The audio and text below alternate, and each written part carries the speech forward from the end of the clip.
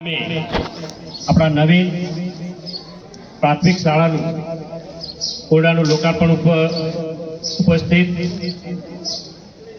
આપણા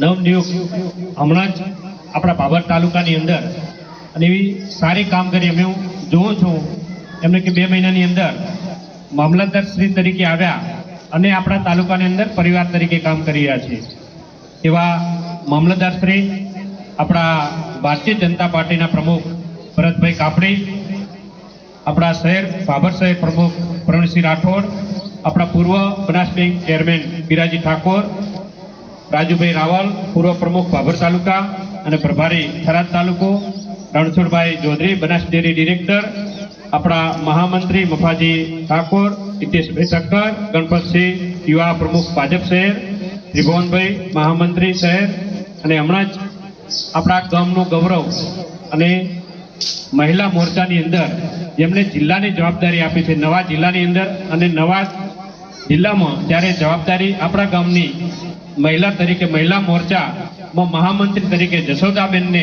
નિમણૂક કર્યા છે એટલે એમને તાળીઓથી વધાવો, કારણ કે એમને તમારા ગામનું ગૌરવ વધાર્યું છે અને ગામના આખા જિલ્લાનો જવાબદારી આપી છે. આપણા પૂર્વ ડેલિગેટ દેવાજી ઠાકોર, સરપંચ શ્રી માનાબેન જોરાજી ઠાકોર, પૂર્વ સરપંચ શ્રી બળવંતજી, શાળાના આચાર્ય શ્રી, તમામ શિક્ષકગણ, ઠાકોર બળવંતજી ચેલાજી, ઠાકોર ગાડાજી ભગાજી, પટેલ રણછોડભાઈ દલરામભાઈ, ચૌધરી પ્રેમાભાઈ રામજીભાઈ, ઠાકોર મુકેશભાઈ, પરમાર રણછોડભાઈ અને તમામ આગેવાનો અને માતાઓ બહેનો અને બાળકો તમામને મારા વંદન. આજે આમ તો જ્યારે શિક્ષણની વાત આવે અને શિક્ષણનું કાર્ય કરવું હોય ત્યારે મને ખૂબ આનંદ થતો હોય છે.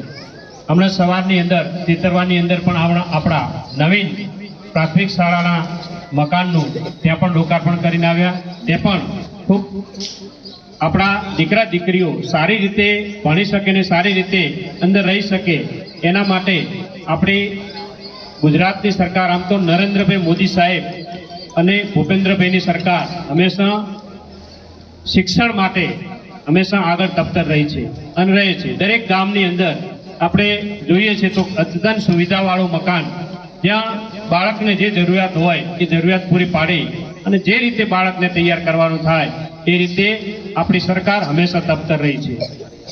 એ પણ આપણા ગામની અંદર આજે પણ આ મસ્ત જે ઓરડાનું લોકાર્પણ કરવામાં સુંદર અને ખૂબ સ્વચ્છ ઓરડા બનાવ્યા છે અને એમાં રહી અને આપણા ગામનું ગૌરવ વધારે અને આપણા ગામની એક આગળ દિશા, બાળકો અને દીકરીઓ આપણા ગામનું ભવિષ્ય વધારે એના માટે શિક્ષણ માટે એક સરસ મજાનું આજે આ ઓરડાનું લોકાર્પણ કરવામાં આવ્યું છે. અને સાથે તમામને વિનંતી કરું છું કે શિક્ષણ એ જ આપણા સર્વ સમસ્યાનું સમાધાન છે.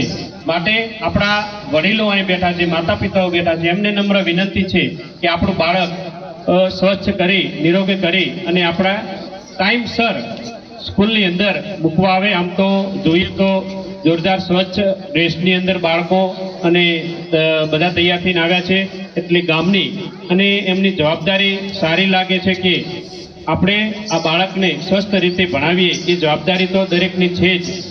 સાથે વાત કરીએ તો આપણા વિસ્તારની અંદર જ્યારે પણ જ્યાં પણ જરૂર હોય ત્યાં વિકાસના કામો અટકતા નથી. એ બધે તમારા બધાના આશીર્વાદ છે.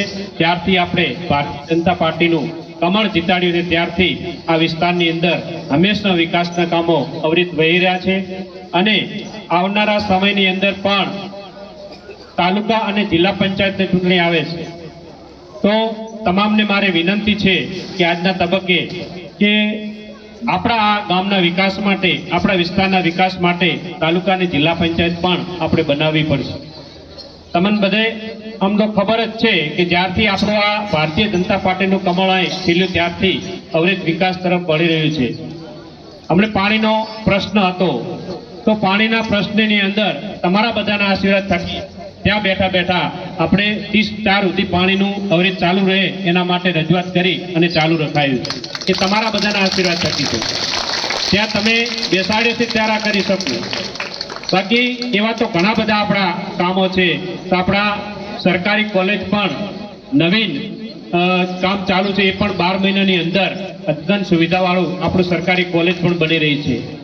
એમાંય આપણા વિસ્તારની અંદર નવીન આપણી હોસ્પિટલ 100 બેડની હોસ્પિટલ પણ ટૂંક સમયમાં એનું પણ કામ ચાલુ થશે.